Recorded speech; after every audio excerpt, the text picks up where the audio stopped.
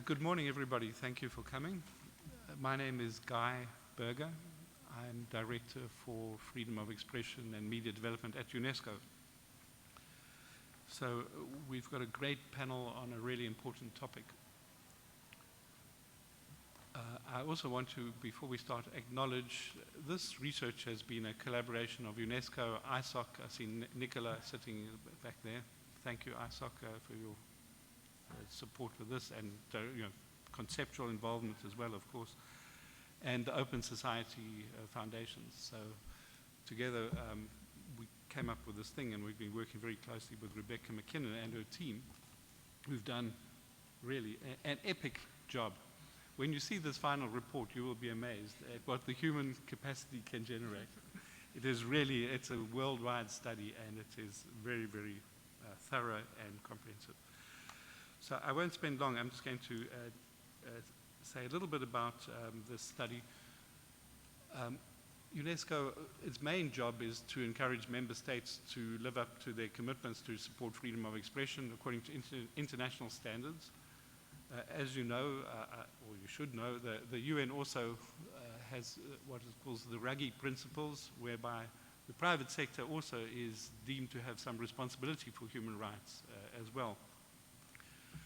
The question then is, okay, is the private sector also meeting international standards for freedom of expression, such as proportionality in its measures as regards freedom of expression, necessity, legitimate purpose, transparency, potential redress? So this is the research to see what's happening in the intermediary space, private sector space, and what's good and what could be improved.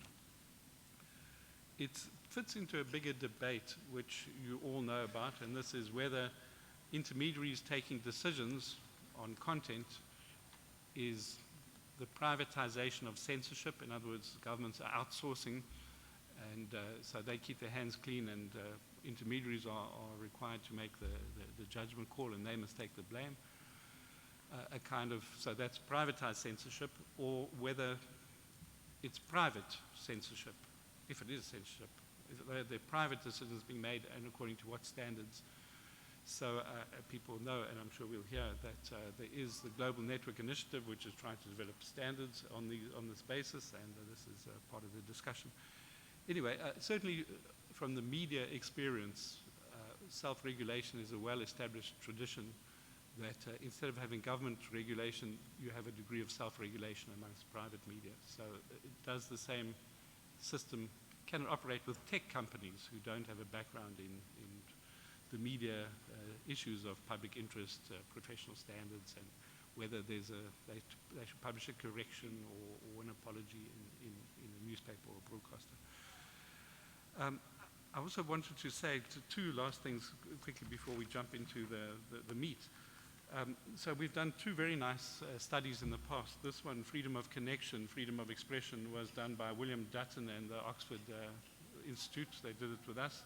And then we did this one with Toby Mendel and Andrew Pudafat on the right to, on internet privacy. This actually came out long before the Snowden, not so long, but came out before that. This is also a review of privacy regimes online, or as they apply to online around the world. And the great thing was we also could get these translated into French, Arabic, any other languages? Not yet. Okay. Well, this one was in Chinese also, in Mandarin, eh? Yes. Yeah. So we do hope with this research as well that we're working on, and that should be published by the end of the year. So you're getting the preview. This research, we should also find resources and really publish it in lots of languages. It's really a groundbreaking study. My last point is that UNESCO is working on a very big consultative and comprehensive internet study at the moment, which we will table at a conference on 3rd or 4th of March next year, a multi-stakeholder conference, and the study will then be debated by the UNESCO member states. 195 governments will debate the study and what it means for UNESCO and governments, both internally and externally. They'll debate it in November. So March will be the draft of the study and a multi-stakeholder conference. November will be the governments making a decision on these questions. And this research that Rebecca has led will be an extremely valuable factor, a contribution to this bigger study that we have to do. So we really do thank them for that. Well, we've got some people here who are going to comment on the report also. They've seen a draft. And we do have a few copies of an executive summary over here, and we have some copies about this UNESCO Internet study. If you yourself have research that you wish to contribute, please do. I'll introduce the panelists briefly, but I think let's jump straight in. And, well, I need to introduce Rebecca, who doesn't need that much introduction, but people will know Rebecca, I think, first and foremost for her book called Consent of the Networked, and she's also director of the Ranking Digital Rights Project. And next to her is Alan Barr, who's also a key in this research that we're going to hear about, and he also works for the Ranking Digital Rights Project. Rebecca. Thanks very much. I have a presentation. I'm not sure how to get it up on the screen. Here we are. Yes, very good. Thank you. So hopefully the clicker will work. Just before I start, I want to acknowledge not only Alan Barr, who's sitting next to me, who has been really critical in both coordinating and writing and researching and so on, but Eleni Hickok from the Center for Internet and Society in Bangalore did a great deal of writing and research for this report, and it would not have been possible without her. Kirsten Gollatz from the Humboldt Institute in Berlin is also here. She was critical in doing research for two of the case studies, both ISPs from Germany, the elements from Germany, as well as the social networking platform elements from Germany. And there's a list of other researchers that I've got at the end of the presentation, and I'll kind of thank them fully as well. But this is really a group effort that involved researchers in a number of different countries, providing the research and then multiple people helping to synthesize it. So while I'm giving the presentation, I'm standing on the shoulders of many people who've done a lot of hard work. So intermediaries. This report is about the role of internet intermediaries in fostering freedom of expression. So what are intermediaries?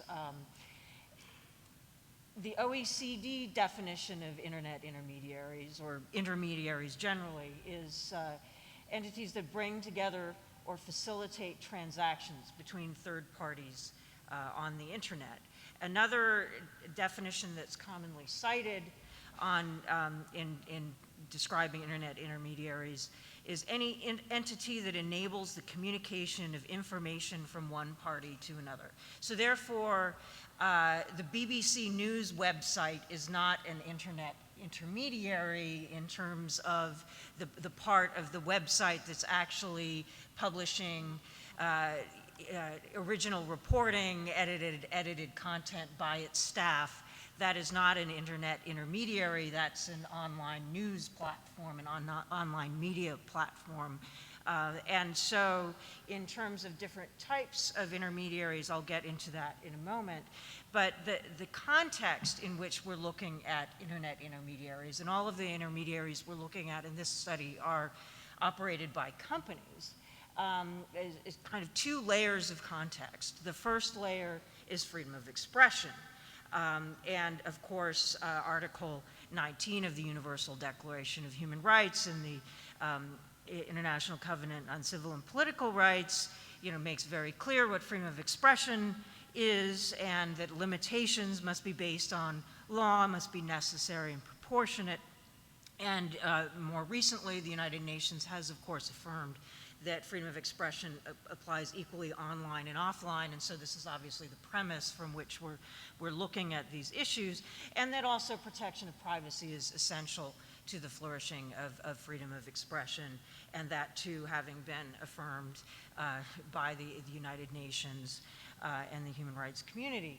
And then the second layer of context or lens through which we're looking at intermediaries is business and human rights, because the intermediaries we're studying are all operated by companies. And according to the UN Guiding Principles on Business and Human Rights, of course, governments have a primary duty to respect human rights. However, companies also have a responsibility to respect human rights. Actually, that was written incorrectly. Governments have a duty to, it's not respect, but protect human rights. So that's an error that will need to be corrected. Protect human rights. Companies also have a responsibility to respect human rights, and both must ensure, let's see if this bullet point will appear, must ensure access to effective remedy. So remedy is also an important third pillar. When rights are abused, is there a mechanism for redress, both at the state level through legal or other mechanisms, and also are the companies providing any mechanism for complaints and redress. In terms of intermediary types, unfortunately the red isn't appearing here very well, but there are a number of intermediary types.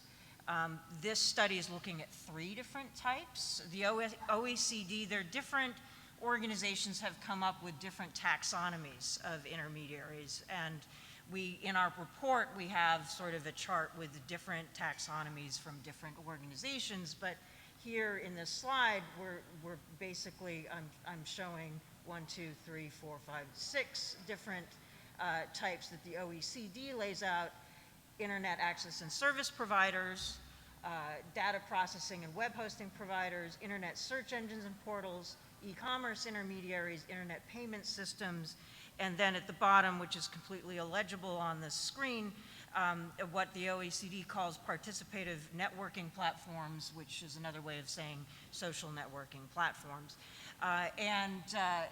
Our study is looking at 3 of those intermediary types, being first internet access and service providers, internet search engines. I put them in red hoping that would be clearer, but in fact that kind of obscured the thing, so I apologize for not having been able to test it on this screen in advance. And then also the third category we look at is the social networking platforms. You know, just due to capacity, we couldn't look at all intermediary types. I think it would be really valuable for another study to be done on web hosting and data processing and domain name. I think intermediaries particularly, because as we did our research, there was clearly a great deal of relationship with those intermediaries that we did not have the time and resources to cover in the in-depth case studies. So the 3 case studies are, and I'm afraid I have some red that's not going to turn up very well, but internet service providers.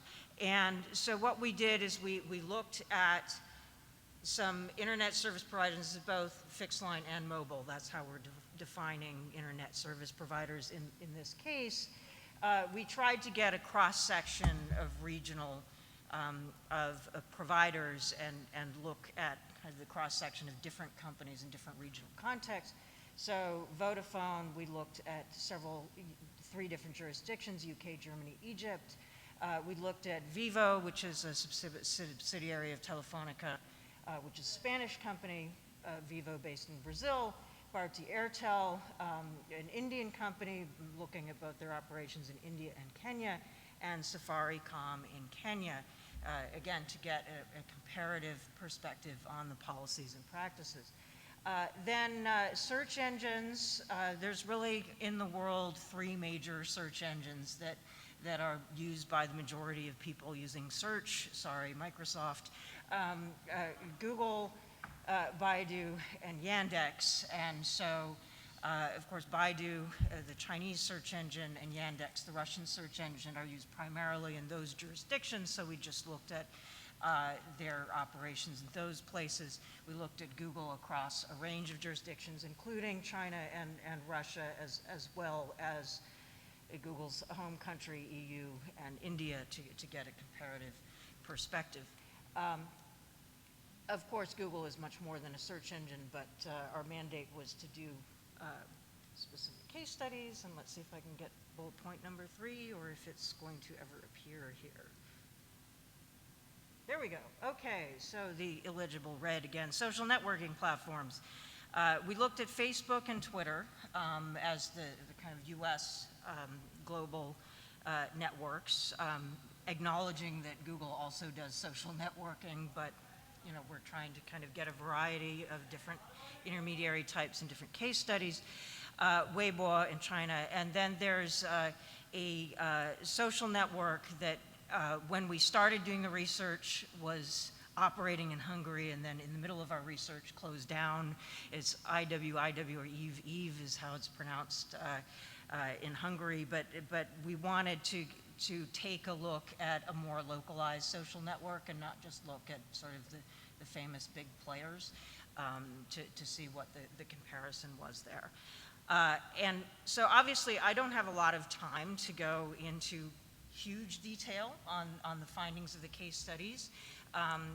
The report will be coming out in the next, before the end of the year, certainly. The panelists have read the draft, so we'll be able to kind of pick up on some of the details, and Guy will kind of bring that out a bit in his questions.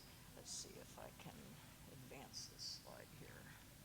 It seems to depend on where exactly in the air I hold this thing. So types of restriction, there are obviously a number of different types of restriction.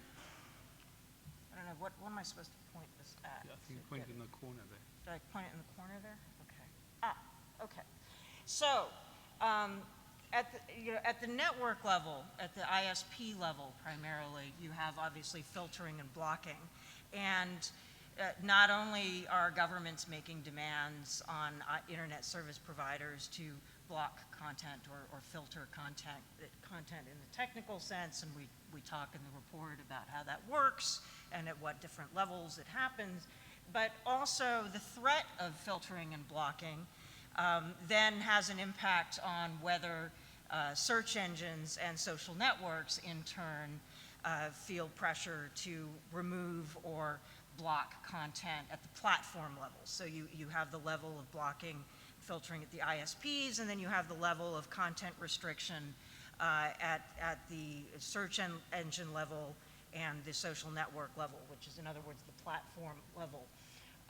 And then there are, of course, privacy-related issues that affect freedom of expression as well, which ranges from collection and retention of user data, real-time surveillance, state requests for user data, how the extent to which users can be anonymous, or how they're required to register, and how their activity is linked to their real identities, et cetera. And all of those things affect freedom of expression in different ways on the different types of intermediaries. There are also regulatory and governance factors that play in. So in our chapter 2, we have an overview on in the different jurisdictions covered in the case studies, the different ways in which speech is regulated and restricted by different states in different ways. And then in the case studies, we then look at the interplay with those regulations on how that impacts the intermediaries themselves. There's also a section in our chapter 2 that Elle and I played the key role in putting together on intermediary liability regimes, both generally ranging from strict liability to the notice and takedown system, to kind of general very little liability in some cases, and kind of how the level of liability is different in different countries. And then in the case studies, we're able to see how different intermediary liability regimes affect the way in which content is restricted on different types of intermediaries. Then there are also what is known as self-regulation at the individual platform level or intermediary level. That's enforcement of the private terms, private rules. But you also have collective self-regulation, where companies get together and say, in order to solve a problem and perhaps to avoid being regulated by law, we're going to come up with some standards and enforce them privately. And you also have what's known as co-regulation, which is sort of where the government mandates self-regulation essentially, and kind of hands over the regulatory function with varying degrees of officialness, varying degrees of official participation to the intermediaries. And the co-regulatory arrangements are heaviest at the internet service provider level, and so there's quite a bit of discussion of that in the ISP case study. So quickly on the findings so that we can get to our panels and discussions. With the first case study with the internet service providers, one thing that's interesting, I mean, there's not much transparency either by governments or by companies, either on surveillance or content restriction. But we actually found in our research, at least with the jurisdictions and companies that we were looking at, that there's even less transparency about content restriction than there is about surveillance and government data requests.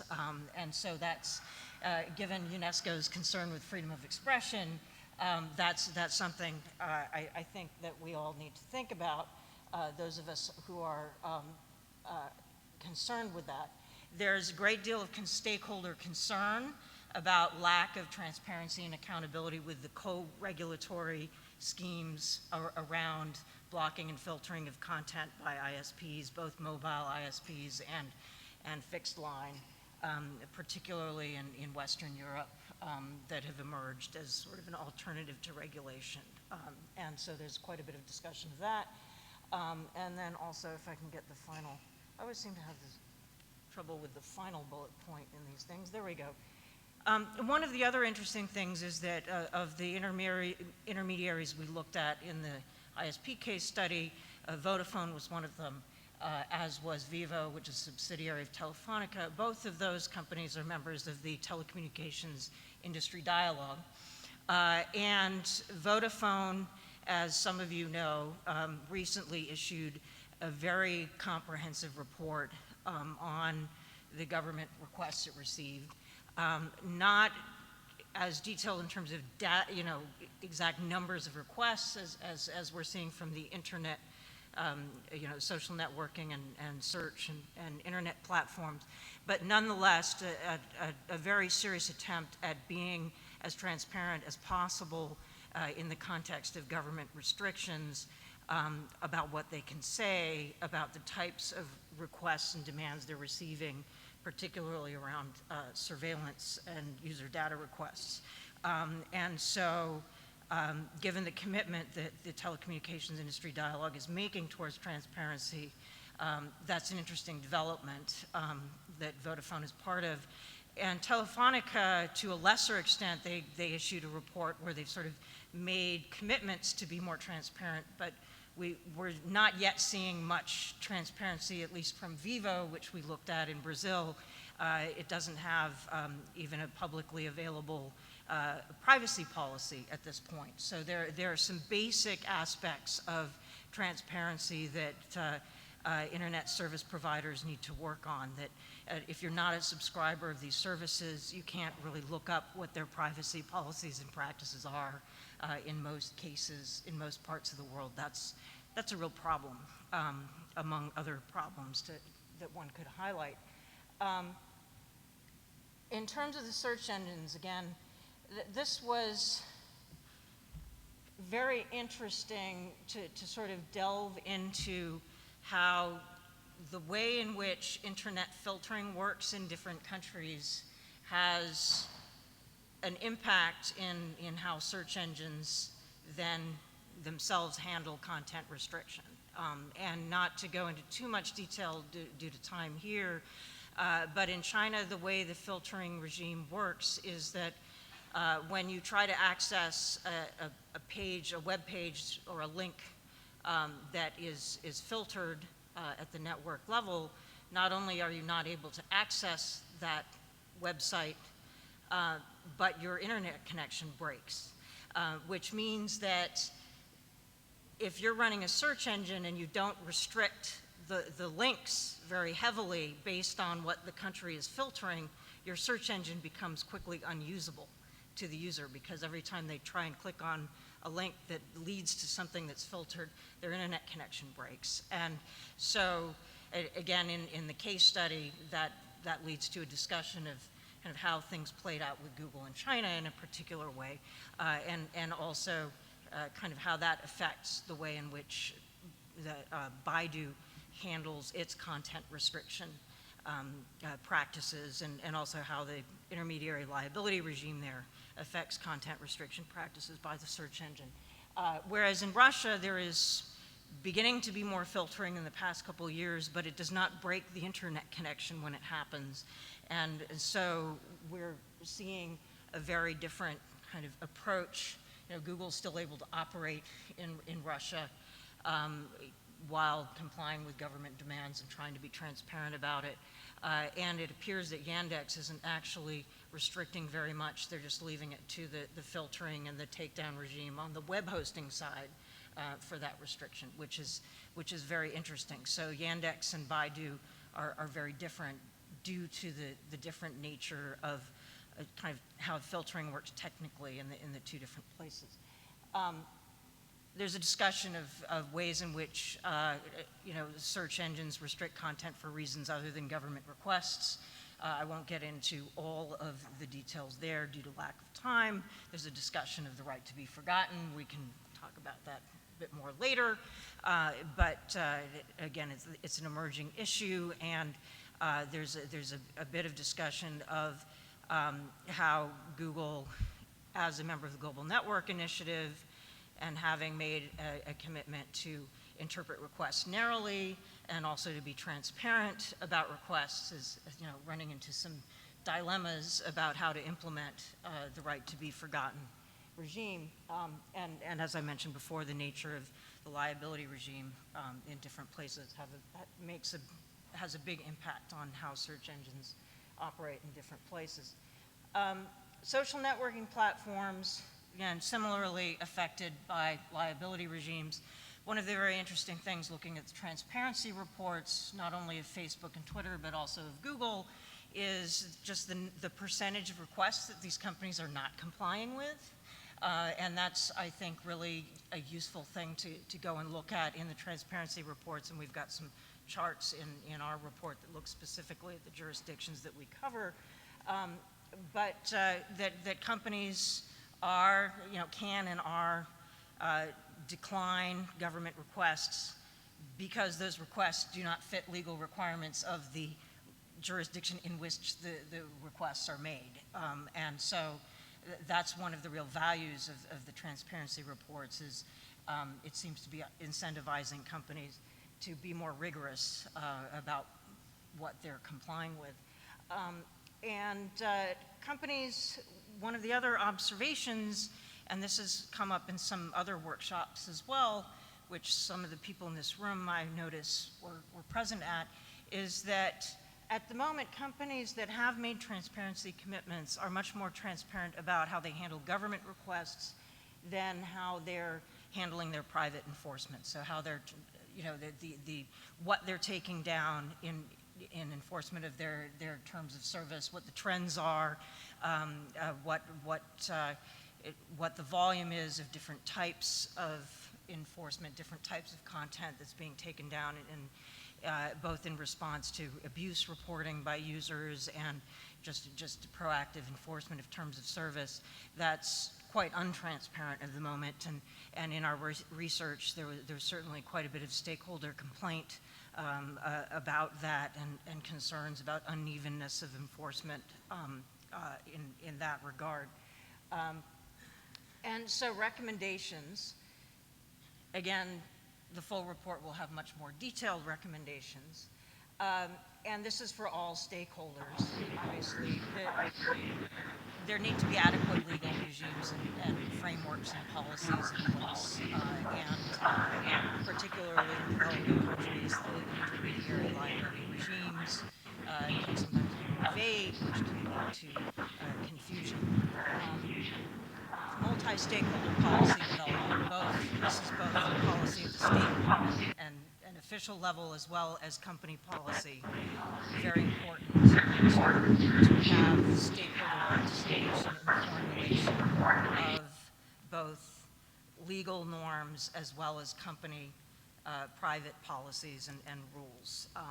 That's a fundamental aspect of making sure that policies and laws are compatible with the rights of internet users.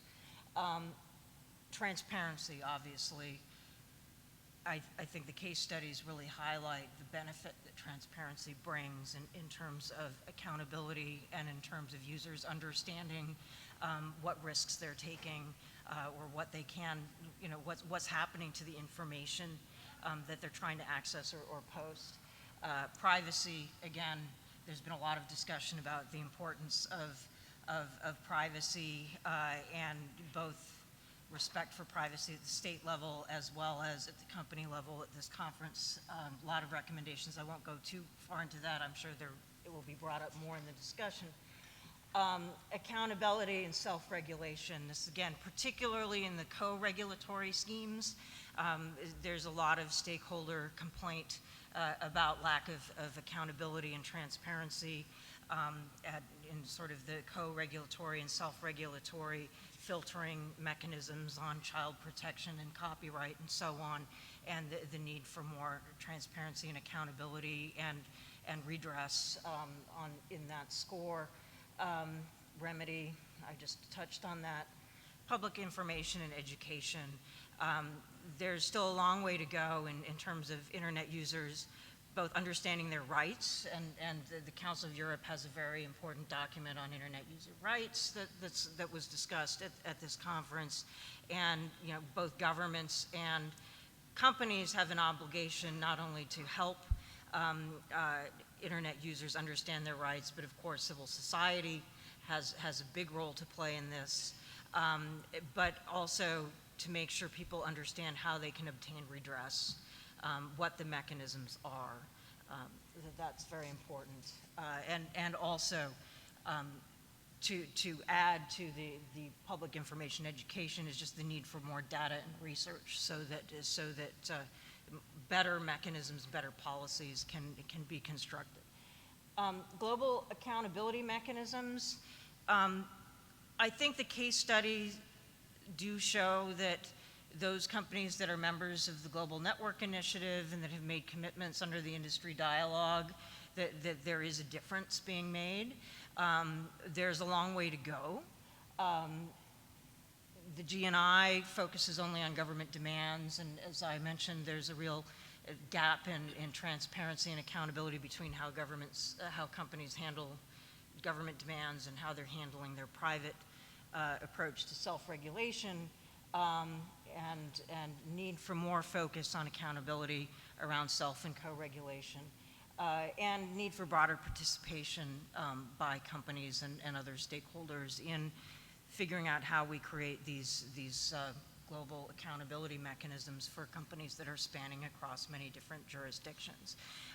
And one of the other recommendations that came up to just sort of go back to the policy framework recommendation at the beginning touches upon one of the other discussions happening at the IGF around intermediary liability regimes and how to, what does a model, human rights compatible intermediary liability regime look like, and what are the multi-stakeholder processes that need to happen to make sure that moves in the right direction.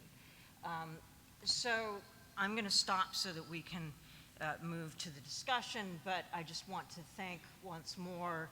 This is a list of our writers and researchers. So Ellen and I there, Kirsten's one of the primary writers are in blue, and our research contributors in white. I really, again, this research would not have been possible without the very hard work of everyone who went through a research survey and contributed the raw materials that we then synthesized for the report. And that we also had a group of advisors who provided. Eduardo's here today. Enrique is in the back there. A number of advisors who provided comments on various rough drafts in their various embarrassing forms that helped us to improve the report. So really, we thank everyone for all their efforts in getting us this far. Thanks very much.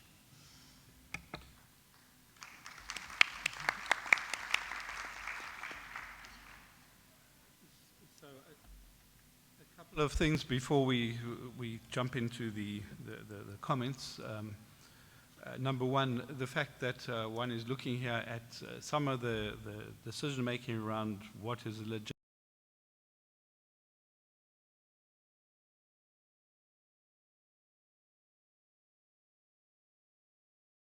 There should be free flow. Norm should be freedom of expression. These are, what are the mechanisms to deal with the exceptions? Well, that's the kind of big picture that we should hold on to.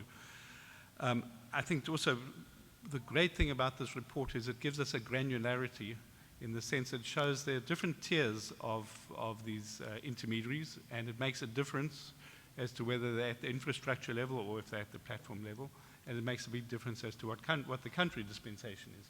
So this is the value of kind of trying to get a more nuanced understanding. I'm particularly grateful to Google for coming here, because you're not under the spotlight, you're part of the dialogue, but some companies might have been said, oh, we don't want to kind of go there. We are not here to chow Google. In fact, we'd love to hear your response to the study. And Facebook, did you come? Okay. Okay. Anki does. She was going to come, maybe she got tied up. Anyway, so let me also say we immediately have a question from the remote. So let us get that comment question quickly. Yes, we have a question from Raju. He will connect with online. Okay. So, Raju, can you hear me? Hello, can you hear my voice? Yes, we can hear you. You can ask your question. This is Raju K.S. from India, AP. Can you hear me? Yes, we can. Good afternoon, good morning, everybody. This is Raju K.S. from AP, Andhra Pradesh, and was one of the oldest internet. And I once again thank you all research people, all the team members who worked on this project. The main question is, we are talking about open internet and internet governance and internet, open expression. This is not happening. The Article 19, nobody is following. Each and every country has got its own issues, and I have a peculiar fight with Indian government as well as the solution providers, as well as Google and the government telecom service provider. I have one case. One of my friend got threatening calls and from one of the Google accounts. I requested Google to take action against them. They told we are not the right people. And when if you go through the IT Act is the most worst IT Act of India, which Article 19 is not followed, and this is not meeting our global standards.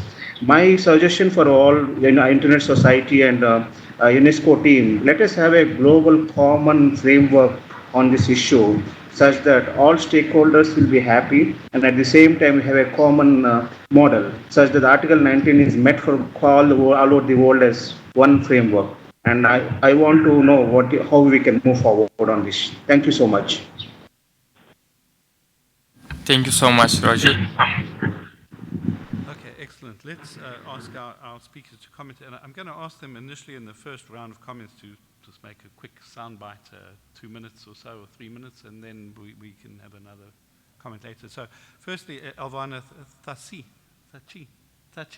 from the Information Society Division at the Council of Europe. Thank you.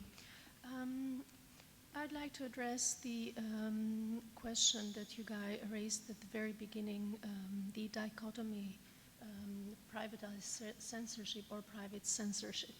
And I'd like to add a third layer to that, that is a third dimension, that is editorial roles or editorial functions of internet intermediaries.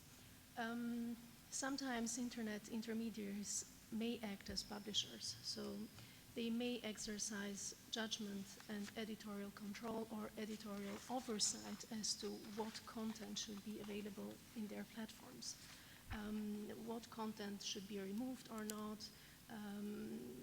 So sometimes they may play an editorial role.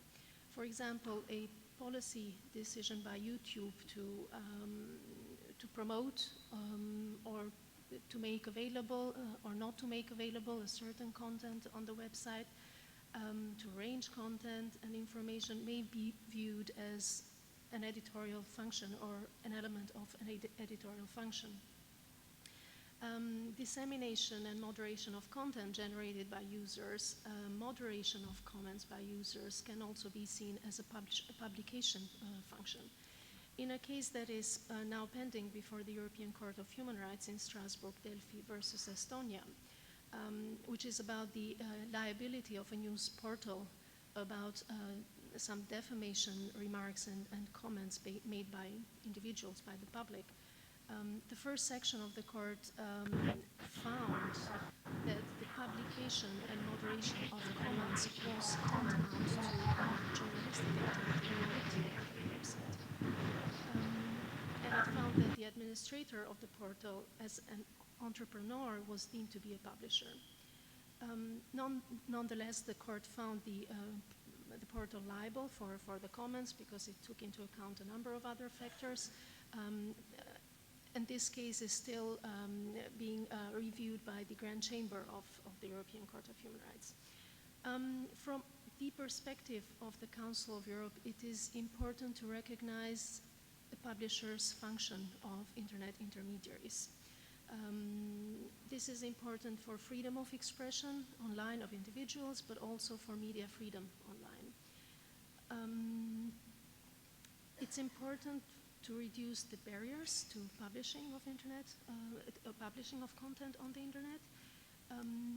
It is also important to deal with cases where prior authorization is requested from internet intermediaries to exercise their activity online. For example, we see in many countries in Europe, even Council of Europe member states, that blogging websites are required to register with authorities.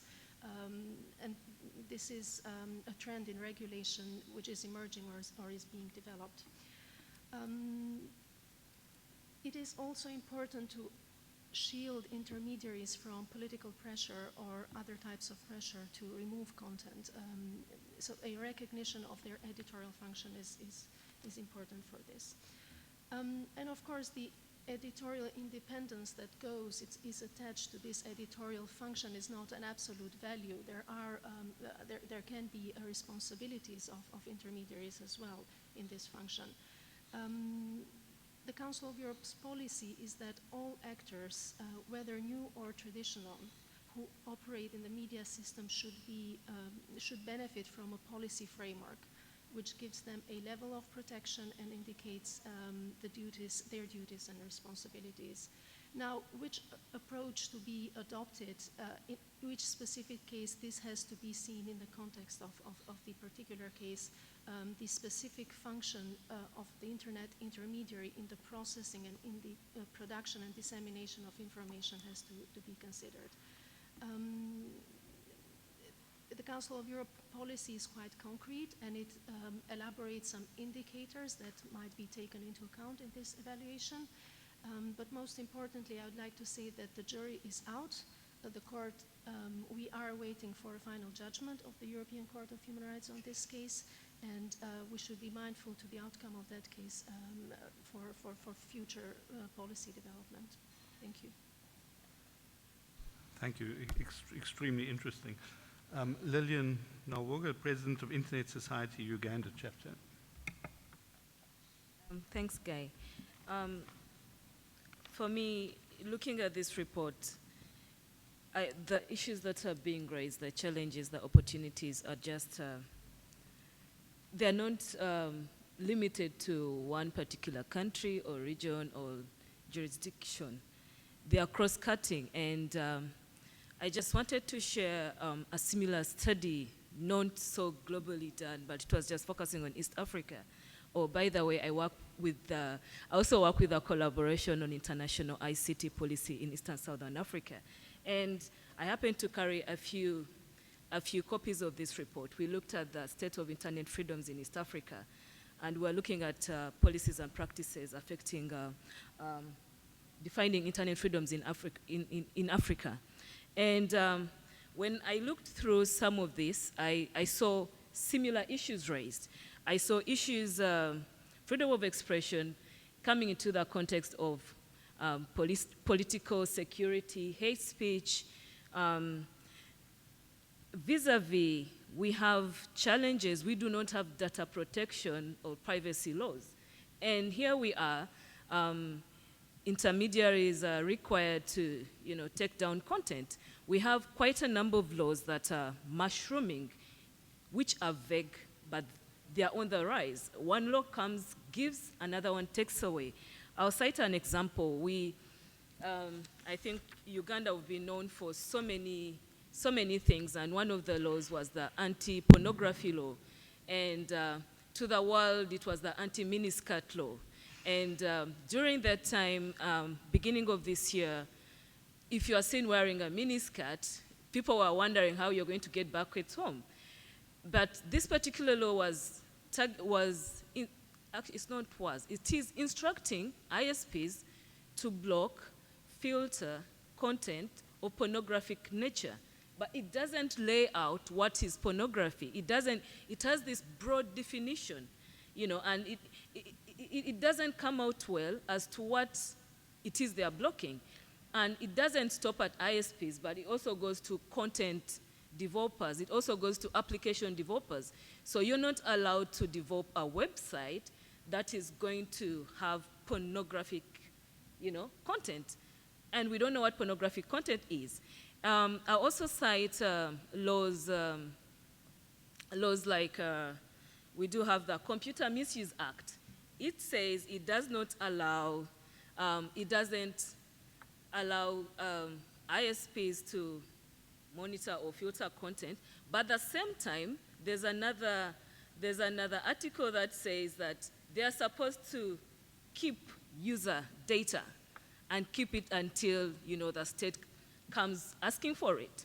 So, we have this taking away and this giving and this taking away. Back to probably the likes of the big search engines like Google, Facebook, still my country is being known for all sorts of bad things, because the recent Google transparency report in 2013, I think two reports, Uganda has made requests for a particular user. And of course, Google did not give out the details, but we don't know what it is they are looking for. And we don't know what the Ugandan government is looking for, what sort of information they are looking for. So for us, it's kind of interesting when we see the big search engines, the big intermediaries coming up with this transparency report. The other example I would like to cite, the Vodafone transparency report. I think the information was for Kenya, Tanzania, and South Africa, where it does operate. And whereas some statistics was revealed, other countries do have laws that do not allow, telecom companies to reveal that sort of information. So for me, this does not limit to just one region. I mean, because I'm looking at the countries that were looked at: Kenya, Egypt, Brazil, China, India, UK, German. But it's a global issue. So to me, the question I would put to probably ISOC, UNESCO is, how do we get to adopt these recommendations? How do we get more of these intermediaries to become more transparent? I mean, Google, Facebook, Vodafone have taken a lead. How do we get the rest of the other parties on board? We do have ISPs operating, I would say the Bahati Airtel. It is cross-cutting across Africa. So in my country, in my region, I cannot do advocacy because decisions are made from above. So can we come up with this broad international legal framework or some sort of intermediate liability regime framework that can be adopted, and it is cross-cutting, and it takes on, it cuts up broad. So I think those are the few or many little things I have to say. Okay. Thank you. I think this is very early days, and I think UNESCO's main concern is to sensitize governments to be transparent. But I think starting this dialogue amongst all stakeholders is one of the things we can do. Ross Lajeunesse, you are Global Head of Free Expression and International Relations at Google. Can you give your comments? Yeah, no, I'm very happy to do that. Thanks, Guy. I just want to start off by thanking Rebecca and the entire team for the work that they've done on this report, and actually congratulating all of you on it. It's really a fantastic piece of work, and we welcome it. Google really does recognize the role that it plays on this issue as an intermediary, both in terms of a search engine and as I'll say as having platforms, social media platforms. I forget already the term that was used, but you understand what I'm talking about. And I like to think that it goes without saying, but I will say it anyway, that Google very much has as part of its core mission and its core belief system a commitment to the free exchange of ideas and the free flow of information online. And that's not just sort of corporate speak. It very much lies at the heart of what we are as a company, because we believe it's the right thing to do, but it's also right for our users and it's right for the internet. And to be honest, it's right for our business as well, to be perfectly honest. And sometimes I think we don't speak about that last part often enough, but when we do, people realize that there's a confluence of values there, and there's a confluence of priorities that all work together. So we also agree that holding online intermediaries responsible for the content uploaded and shared by users is highly problematic. It's not a surprise to anyone in the room why this happens. Governments find it much easier to go to the intermediaries than to deal with the individual speakers or content, as the case may be. Telcos, ISPs are the easiest route, and then platforms are also much easier than going after, individuals or individual content. At the same time, we understand and believe that just as we believe that the same rights that apply to people offline apply to them online. Also, the same laws that apply to people offline also apply online.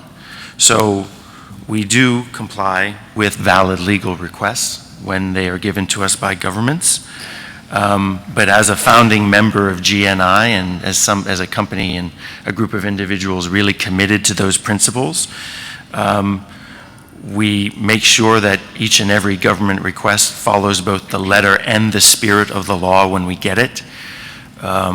We always seek to narrow it, and as Rebecca referred to, we often say no. And I just want to point out that there aren't really many industries and businesses in the world that look government officials in the eye and say to a demand or a request, no, we're not going to do that. And I actually take great pride in the fact that we do that we devote a tremendous amount of resources to that role and that function. And sometimes, we make life and business very difficult for us when we do that. But we do it because, like I said, it's a core value of the company. We think it's the right thing to do. I also really, honestly, am very proud of the role that we've played on transparency. And I should say on GNI, we are trying to bring others along. We're having a lot of conversations trying to get other companies to join the Global Network Initiative, and I think we've been really active in making sure that the telco industry dialogue is happening as well, and we're really trying to push that forward. And on the issue of transparency, I'm actually very proud also of the role that we've played there. We were the first company to issue a transparency report. We haven't sat back on our seats and been happy with that. Every iteration we try and make it better, and we try and make it more granular, and we really welcome the participation now not only of other internet intermediaries and platforms, but also now telco companies starting to move at least in the right direction. And it's a process. None of this stuff is perfect. We don't claim to be perfect. That's why so many Googlers come to the IGF, to be perfectly honest. We're not here just to talk, we're here to actually listen. That's why I'm sitting at this table right now. I want to be here to engage. And I never claim, or no one at Google should ever claim, that we get it right all the time, but what we are committed to doing is engaging in the dialogue and getting better. So that's why we really welcome Rebecca and her team's work, and I want to thank her again for it.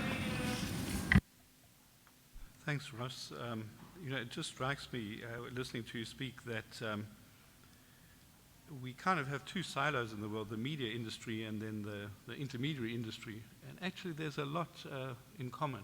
The media also make judgment calls sometimes whether they're going to obey a law or say no to a law, such as disclosing sources.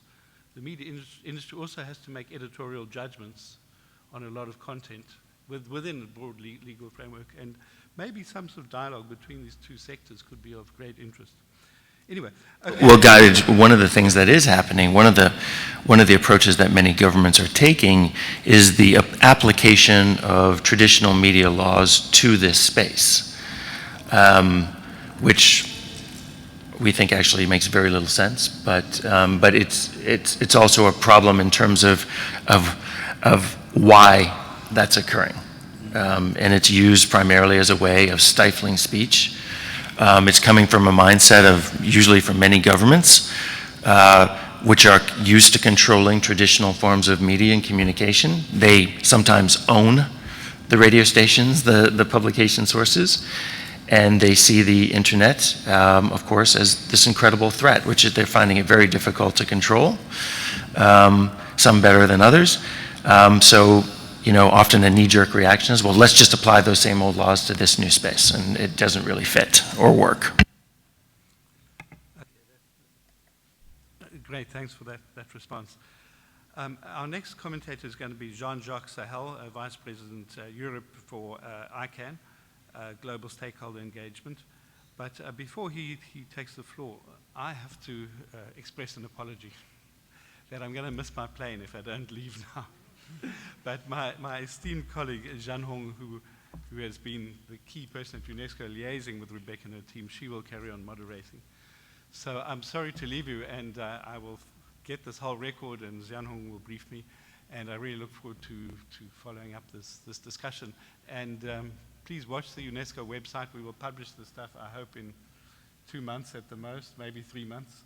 Anyway, the debate will carry on, and next IGF as well. We'll take forward these ongoing issues.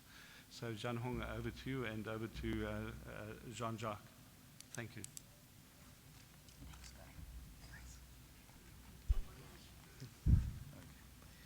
Thank you, Guy, and good morning, everyone. I will try to keep this short because, indeed, I think it would be great to have dialogue with everyone in the room as much as we can. I think from an ICANN perspective, the key point, or possibly our overarching aim, is that the internet should remain stable, but also, and importantly, open and unfragmented. And it's from that perspective that we would approach this issue of internet intermediaries. I think it's wonderful that UNESCO is coming at this from the freedom of expression perspective. I took part in previous roles in all the OECD's work around digital delivery of content and internet intermediaries. That was very much the economic aspect, and we came to very similar conclusions as with freedom of expression. In fact, now that I'm at ICANN, we've commissioned a report by the Boston Consulting Group, which you can find online, called Greasing the Wheels of the Internet Economy. And it looked at the concept of e-friction. And basically looking at, I think, 55 countries around the world, in all the regions, what they found, amongst other things, in that what they called information-related friction, which is basically the inhibition of availability and access to content, is a major factor in constraining economic activity and economic growth. And that's a really important argument, if you will, in supporting the rationale for basically having the right approach to internet intermediaries across the world for any country. If you want economic growth, you need to have an open internet and access to content, uninhibited access to content. So I encourage you to have a look at this BCG analysis just on icann.org, of course freely available. A third point that I want to mention is that the role of governments is crucial. I have worked for some of the online platforms. I coordinated some of the inputs of the internet intermediaries in the OECD's work before. And I can tell you, it's not an easy position. You find yourself stuck between a rock and a hard place. on one hand, we take part in, for instance, GNI initiatives. We have things like the Council of Europe guidelines for ISPs or guidelines for online companies, which provide really useful guidance on how we should behave when we look at established human rights standards. Yet, when we look at a lot of national laws, they are not fully compliant themselves, or their application is not fully compliant. Or simply, in some of our jurisdictions, they might just not have the right standards in place. And so when you're a company, you're stuck between the fact that, well, you want to ensure the right access to content and respect for human rights and freedom of expression, and yet the national laws and the enforcement at the national level is just forcing you or trying to force you into acts which go against that. And so I think it's great that we have the UNESCO coming in here with its intergovernmental hat and clout in trying to bring another angle to this and remind governments of their role in a way. And the last point I should make, which has been very usefully reminded in Rebecca's work, is the role of the multi-stakeholder model in progressing all this, whether it's from a freedom of expression perspective, an intellectual property perspective, an economic perspective. I think discussing the role of internet intermediaries is best done in a multi-stakeholder context. I think a lot of us are sort of preaching to the converted in an IGF environment, I think, as to why we should have multi-stakeholder discussions. But I think it's obvious that combining the expertise at both national and international level of stakeholders with their relevant expertise and a relevant role is crucial, in particular to avoid the unintended consequences of some of the enforcement policies that we see around, for instance, over-blocking. So just to summarize, I think, we've got this, beside the need for free and open access to online content, we've got a major economic rationale for having free access. The role of government is crucial, and we need them to be reminded of that and of their obligations. And again, the multi-stakeholder model of governments is one of the surest ways of getting the right balance with all the right actors involved. Thank you.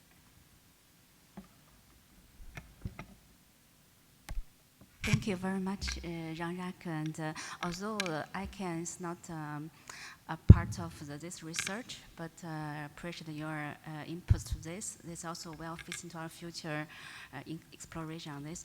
Actually, we are really behind the schedule. We still have 4 or 5 speakers, so I would like to invite the next speaker, Ms. Avery, and I beg you to be crisp, 2 minutes. Thank you. Thank you. I will very much try to be crisp. I actually find myself in a quandary in this particular issue, because I am a full believer in the open internet with a free availability of as much content as possible. And also, I've been involved in the last year in various violence against women studies on the net, violence against the gay LGBTQI community, the bullying issues. And so when I look at those, I sort of really do have a problem in terms of how do we deal with that. Part of my problem, I think, comes up in the word liability. Liability indicating a legal framework. But then there's also the notion of responsibility. The Violence Against Women project, which was recently completed by APC, and it's Internet Intermediaries and Violence Against Women Online. And it looked at Twitter, Facebook, and YouTube. And basically was looking at what mechanisms do they have to try and protect women in this specific instance from violence on the net.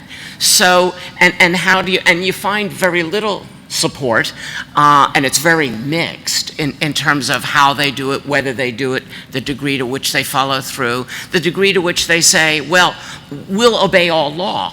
But law is, I tend to have a little less faith in governments than some of the people around this table have been having as governments being a place where you find any sort of solution, because when it comes certainly to violence against the gay community, you have governments that actually encourage it. So to say that I can look to governments for, and even violence against women, you certainly have governments who couldn't care less. So governments are certainly not the answer there. So in terms of that notion, and you know, the Global Network Initiative is perhaps one way, and it's not just, do we self-regulate, do we accept the responsibility because the law may be after us, but do we accept the responsibility because, you know, human rights say we ought to accept responsibility. So as I say, I live in a quandary trying to balance these two things. Thank you. Hope that was crisp enough. We do appreciate this gender aspect. UNESCO promotes gender equality all the time, and actually Rebecca and her team has already delivered a gender section in this research. Maybe you can come back to this later. But now I invite the next speaker, Ms. Saren Una. Hi, I'll also try to keep it really short. Intermediaries are, I think, forever in a difficult position as being pressured both by the users when it comes to contractual obligation, consumer protection, etc. But now I think for the last couple of years we're dealing more with state intervention.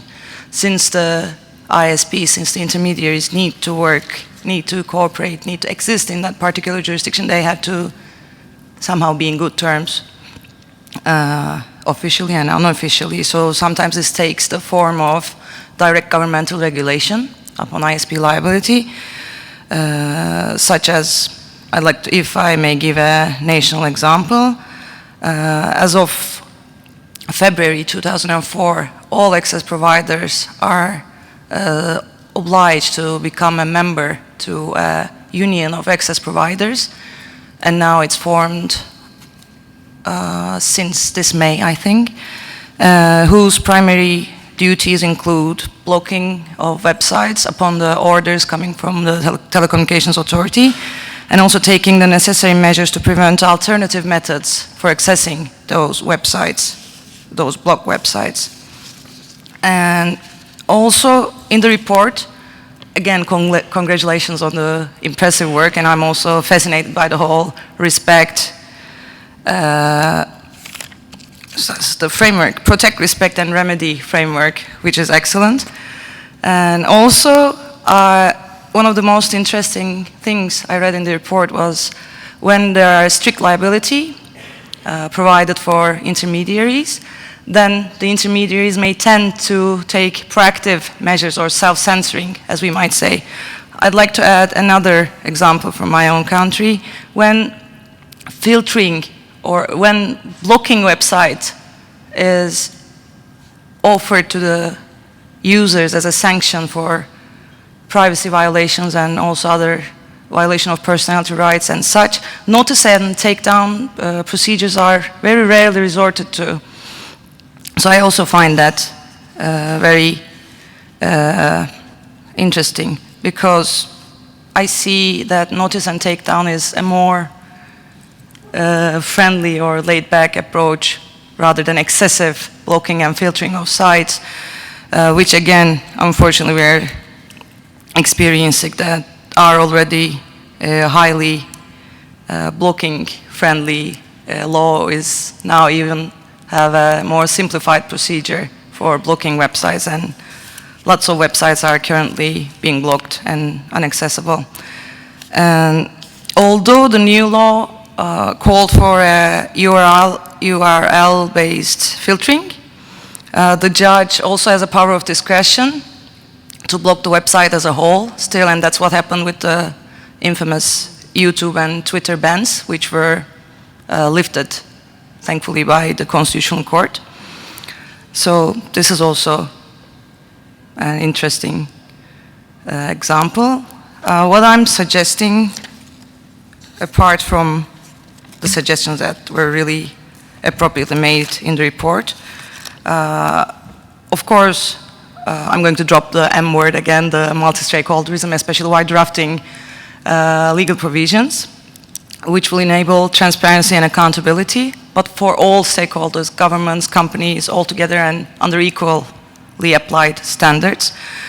And also, harmonization is, of course, always a tool, and especially with regard to notice and takedown, and now the hot topic notice and notice procedures, standardized and harmonized principles to be formed, and also, again, harmonization and cooperation when it comes to tackling with jurisdictional obstacles. Okay, I think that's it. Thank you.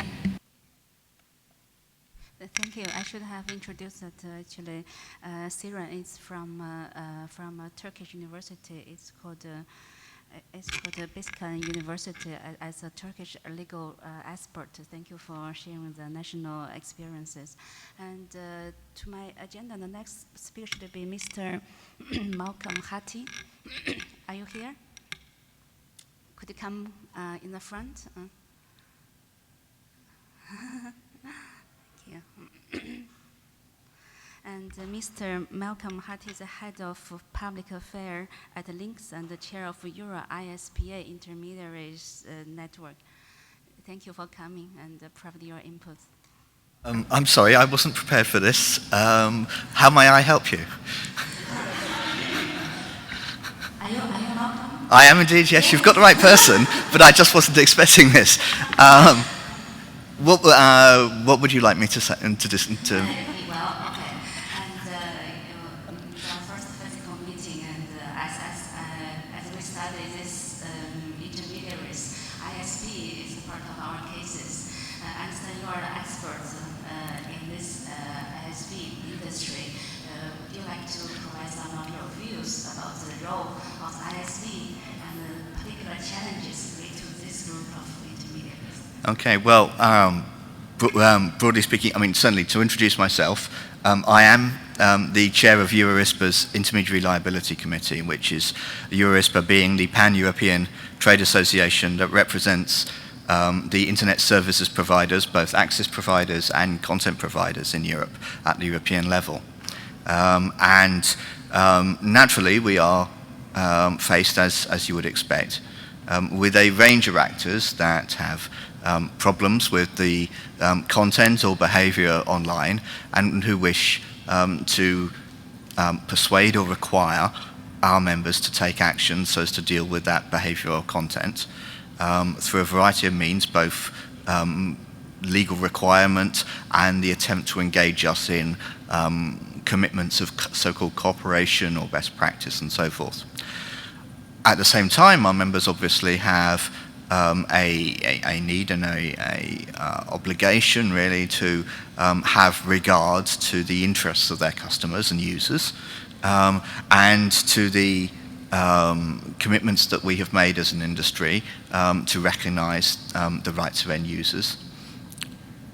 Weighing these things up is not always easy, especially given the strong legal pressures that our members can be under in many circumstances. We therefore at EuroISPA engage in these discussions so as to really raise the issue that it is distinctly problematic to attempt to solve broad social problems by asking intermediaries to step in to manage content and behavior when the user themselves, who is the target of those complaints, cannot really be represented in their defense, cannot really speak in their defense. Now, of course, one of the problems that we have is essentially the question of scale. For many of our members receiving large volumes of such things, even the idea of having a traditional sort of legally based fact-finding exercise, consideration of all the legal complexities that might relate to the request to, say, take down content or disclose personal data or so forth, as against the legal claims that an end user might make or that might be made on their behalf, could impose very considerable costs on the intermediaries even to conduct such an exercise. However, without something like that, you are potentially looking at those rights not being adequately upheld. As a further complicating factor, of course, nobody really has a fundamental human right to have, and just to pick out a couple of examples here, to tweet or to have a Facebook page or to have their particular video available on YouTube. In short, nobody has a fundamental human right to make use of any given particular service provider's service. At the same time, interventions by public authorities, law enforcement agencies, or private parties attempting to assert legal rights and legal norms against end users, so as to prevent the availability of that content at all, which is essentially the attempt that is being made when somebody makes such a complaint, does very much invoke the legitimate interests of the speaker. How to square that is something that I think we need to engage in collectively. Yeah, for your contribution and a very good question. I believe it will be picked up by our experts. And thanks again. Now I think the next question will be Ms. Anki Das. Are you here? If it's not, actually, it's our speaker from Facebook, but unfortunately she's not here. So last one should be Ms. Mishi Choudhury from India. Are you here? Yes, she's here. Okay, please. No, I don't need to. Thank you. My name is Mishi Choudhury. I'm a tech lawyer, and I also run a nonprofit in India. Okay, now is it better? Yeah, I don't need to say my name again, but I'm actually very grateful for this study, mostly because in India, what we've done in the past 4 years is to work very extensively on the intermediary liability, but we've done it from the perspective of small and medium enterprises who do not have the might of Google and Facebook, and also who the government cannot just dismiss to say, oh, you're an American company, why should we listen to you, which is mostly what is told to us when we talk about free speech and expression issues. The intermediaries are definitely in a very changed, different role this time, because they are the ones who are providing and facilitating the expression of fundamental human rights, which were earlier sought to be in only public spaces. So they're in this unique position where rights cannot be justiciable against them, but they are trickily used by the governments. One of the major things which we've been involved with is an Indian company called Mouthshut.com, which predates the American Yelp, but it's an equivalent. And they have been getting legal notices right, left, and center. There are 240 of them, 750 which they've been facing, 11 lawsuits which they're facing, and they're the ones who always run into this problem because they do not have legal teams, and because they're very scared of being shut down, they are on the side of caution. And the way the regime works in India is you still have to get to court, even if you want to get the benefit of the safe harbor provision.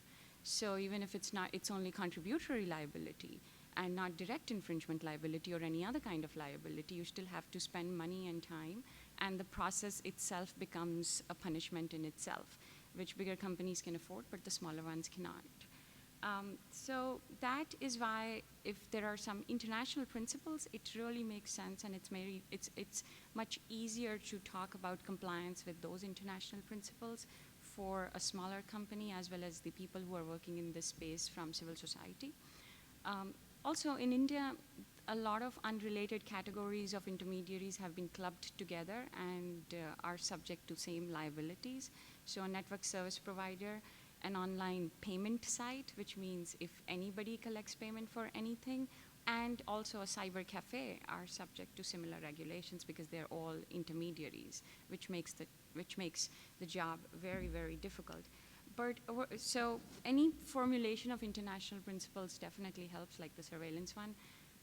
But two of the things in my experience, not as a civil society person, but as a lawyer in courts, which I have seen, and why the courts are not despite the fact that they want to promote free speech and expression, but always are a little anti the way intermediaries pose, are two. One is this legal fiction which intermediaries create, which is Lex Loci server. We have only a sales office here. We really like your people. It's a very big market in India, but we're really not here. Don't look at us. We only have a sales office. And our company, our servers, everything is there, which does not go for a very good constructive engagement either at the judicial level or any other level. And most of the times, although offhand remarks have been made, nothing is right now, thankfully, set in stone or written in law. These are all arbiter statements made by the judges from the bench. But when we hear it, and then we are asked questions like, so what exactly did China do? Which is not something which any person who talks about free speech and expression wants to hear that time. And ask the question, so are you telling us you're not going to be listening to, or you're not going to be obeying national laws? This moves or forces the question to move into the direction of fragmentation. And also talking very, very restrictively about free speech laws and the way they are enforced, and intermediary liability is all intertwined. So if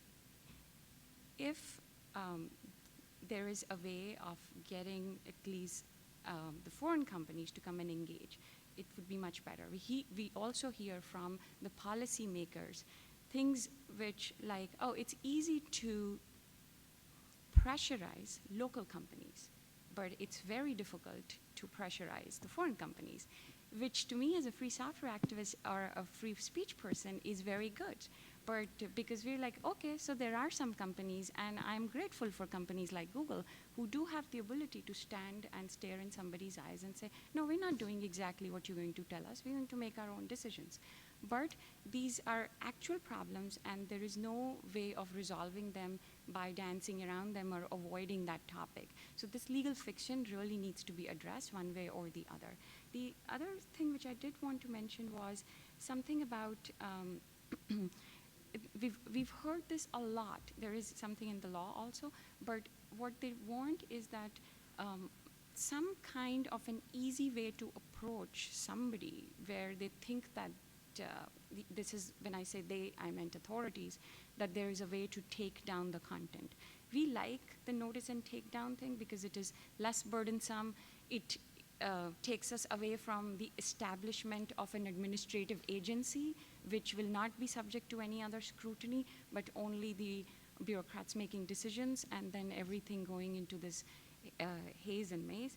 But we do like the idea, we do not like the idea of notice and notice provision, because that does have an impact on anonymity of the users, and that is expressed as a big concern. And also a put back provision, which is present in some copyright regimes, but not always in the notice and takedown of other kind of liabilities. Whereas that if somebody's legitimate and legal content has been taken down, there should be a way for redressal, and they can have that content put back.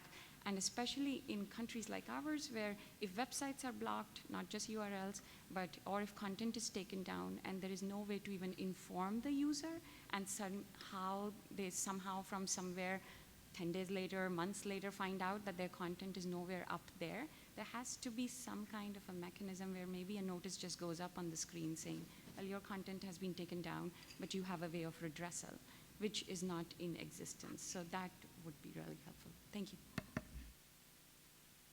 Thank you so much, Mishi, for this very development aspect from India. And actually, we are really having only maybe 3 or 5 minutes left. So I suggest we take a very quick question from the floor, maybe a couple. Yes, please. And then I will ask Rebecca and other speakers to respond briefly. Yes, please, the lady in red, and could you come in the front and make your intervention? Yeah, and then it's okay, we take these 3 women speakers. Hi, my name is Priya and I am a representative of the Association of Competitive Telecom Operators. This is an association of global carriers in India. I think we all agree that intermediaries operate in multiple countries across the globe and they are bound by the law of the land in the countries where they operate. And I think I have a question for the panel. Do we think there's a need for enhanced bilateral cooperation at the government-to-government level in evolving a framework, a broad framework of policies and guidelines that intermediaries can, look to while complying with the law of the land? Because they operate in multiple countries across the globe and they need to actually comply with the law of the land in each country where they operate. So is there a need, first of all, and what should be those broad set of guidelines that intermediaries can look at while complying with those kind of requests? Thank you. And the lady in white to left, thank you. Yes, Rita from Open Knowledge Foundation.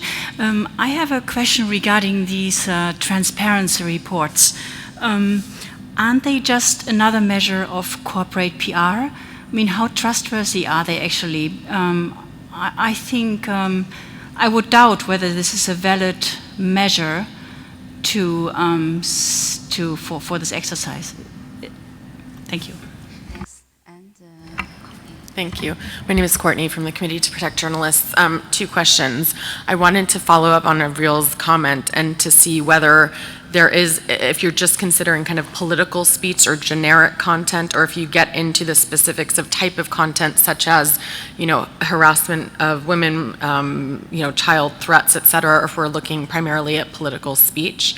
And then the second thing, with respect to Ross's comment about applying old media laws to the internet, I don't think we can say it's just problematic, because I think in some cases it's beneficial to be seen as a publisher because there's greater protections for journalistic speech, obviously not in some repressive countries. So I think it probably depends. Sometimes you want to be seen as a media outlet and sometimes you don't want to be seen as a media Especially outlet. with right to be forgotten, for example. Right, exactly. Okay, so maybe Rebecca, do you like to? Sure, I'll try and respond yeah. briefly. Just to go in reverse order of the questions, we're not just dealing with political speech. We're dealing with a broader range of speech, and one of the benefits of the fact that the report's not completely finished yet is that we're going to be able, in our gender chapter, to incorporate the really great work that APC has been doing and their studies, and to deal with some of these tensions, because that's absolutely, I think, a key point, that there are some legitimate restrictions to speech in order to protect other rights that are recognized under human rights standards, and that is the context in which we're discussing freedom of expression, is how do you ensure that those limitations are necessary and proportionate, but also protecting other rights. So that's certainly part of the discussion, and that's where, of course, multi-stakeholder policy formation, genuinely multi-stakeholder, including child protection groups, groups that deal with violence against women, all need to be at the table. This is not just kind of one set of stakeholders, but all stakeholders need to be at the table in formulating, in helping both governments and companies formulate the right policies. And that's very much the spirit in which that recommendation is made. On transparency reporting, I mean, you do raise a good question, and I've certainly gotten the question from a number of people sort of over time. How do we know that companies aren't completely lying, to put a blunt perspective on it, and this is why I think just transparency reporting, without unless it's happening in a broader ecosystem of commitments, of verification, of so for instance, the companies that sign up to the Global Network Initiative are actually going through a third-party assessment, an independent assessment to verify whether they're actually carrying out their commitments and whether they're actually telling the truth about what they're doing. And that's why having an independent assessment and verification mechanism, in addition to commitments, in addition to policies and practices, in addition to transparency. You need this whole ecosystem of things. It's also why having government transparency and other research going on to verify and see what's matching up is also really important. So just the corporate transparency piece on its own with nothing else happening, of course, why should you trust anybody, they say, unless you can have some triangulation going on. And in terms of the first question, how to formulate sort of a broader global setting of guidelines and dialogues around those guidelines, that's actually happening on the sort of telecommunications side of the telecommunications industry dialogue. Patrick Hyselius from TeliaSonera is one of the companies that's in that dialogue. I suggest, I imagine you would welcome some Indian companies and North American, non-European companies in the industry dialogue. It would be great to get Bharti Airtel, which was mentioned earlier, as part of that, but they are formulating principles that internet service providers should be following globally in their global operations and trying to set some global norms and standards. And so hopefully that conversation will continue, and as well as the Global Network Initiative, which not only is setting principles that companies should follow globally, but setting up a framework for independent verification of what the companies are adhering to and what they're implementing. Again, that's another process. GNI right now, it's just internet companies, but GNI is actually talking to the industry dialogue about whether telcos might also join it, et cetera. So there are these global initiatives underway, and I certainly welcome that more people, more companies, more NGOs, more industry associations from different parts of the world reach out to these initiatives and try and expand their participation. So. Yes, please, Mark. Thank you. I thought I might be able to offer an industry perspective, or a perspective from within the industry on transparency reporting. Because my view is that even minimal levels of transparency reporting, and even where they don't have anything like the level of independent sort of auditing or verification to which Rebecca was referring a moment ago, still acts as a considerable step forward in this space. Lack of transparency in this area is a real problem for having a reasonable and informed policy debate on this stuff. From my own experience, from despite having personally, trusted relationships with some government entities and with our own members, the lack of being able to know really what is going on, how much proportion, where activities are focused, what kind of justifications have been given, where companies are willing to say, no, we will reject that, and where they're not. All of these things limits even the ability of industry representatives at the trade association level, such as myself, to engage in these discussions. When you start publishing some basic information, then it allows the companies themselves to say, we are committed to the idea that we ought to be engaged in an open discussion that recognizes that there are legitimate interests on both sides, and it is not our duty as a company to simply be accommodating government requests without any consideration to the alternative. That's the first step. It also then allows that discussion to be framed in terms of how do we balance these interests, and to ask questions about what these numbers actually mean. To ask, well, you say that you've had so many takedowns or whatever, but what were they for? What about categories? Where did they come from? Are these the numbers about what you took down, or the numbers of how many you had? How many requests you had? And if so, if there's a difference between the two, why? And you can start to have those discussions, but by taking the first step of making even a minimal publication amounts to a commitment that we will seek to to publish that we can. Now, admittedly, there are limits to that. And nobody wants to engage, to harm legitimate operational matters. And there's a considerable reticence about going too far in publication of transparency for fear that that would uncover capabilities information, or for that matter would cause brand harm. But nonetheless, by starting on that process, it allows the policy debate not only to be much better informed, but to give it a purchase so that it can become further and better informed yet. So I would commend it to you. Thank you. And we are really running late, and I will give you a last speaking opportunity, but with a request to all speakers to, as IGF tradition, we like to have a tweet from every speaker, and I start with you. Okay. So just express your most burning ideas or opinions in one sentence. Now I feel badly because I didn't know I was taking the mic for using it the rest of the time, but I wanted to build upon both Malcolm and Rebecca's point, because this issue of transparency is so important.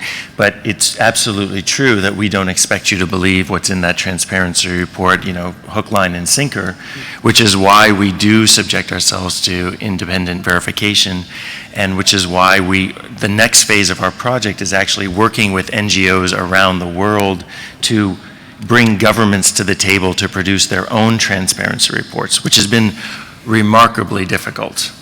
To be perfectly honest. Even in the United States around the national security issue, we sued the federal government to allow us to publish more information on our own site and to get them to be more transparent about the nature and the number of requests that they are submitting to intermediaries. And then I lastly just wanted to thank Courtney for the verification that, especially in the context of the right to be forgotten, the reason that Google finds itself in the position that it is now is because it was deemed not to have the same protections as a traditional publisher, but just as a functionary. So I did want to agree and thank her for the clarification on that point. Other speaker, do you like to share a tweet in the last minute and on the voluntary bit? Yes, please, Avery. One thing, I'm thankful that you're going to include the issues about violence against women. Please also include the violence on the LGBTQI community. Okay. And Jean-Jacques, do you like? Thank you. And you, do you have anything? And Lillian and okay. Oh yes, please. To Rebecca, I looked at the report. It would be nice to add in more countries from Africa in your study.